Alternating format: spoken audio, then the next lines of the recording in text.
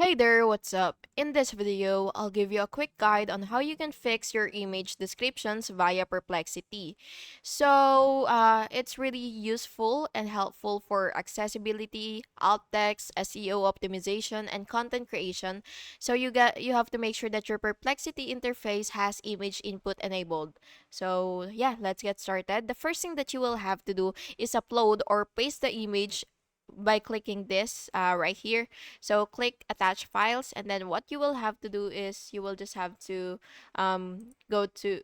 you will just have to click the picture that you would want to upload.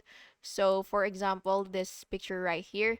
So what you will have to do is just wait for it to load, and then you will ask Perplexity for a description. So let's say describe this image this image accurately and clearly, and then Perplexity will basically generate a neutral objective description for this. So yeah, you just gotta wait for it, honestly.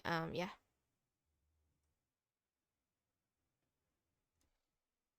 So as you can see, Perplexity AI just provided a description about what we've uploaded, and yeah, that's basically just how you can do it. And you could also improve for accessibility. If you need alt text, just say rewrite this as accessible alt text following ADI guidelines.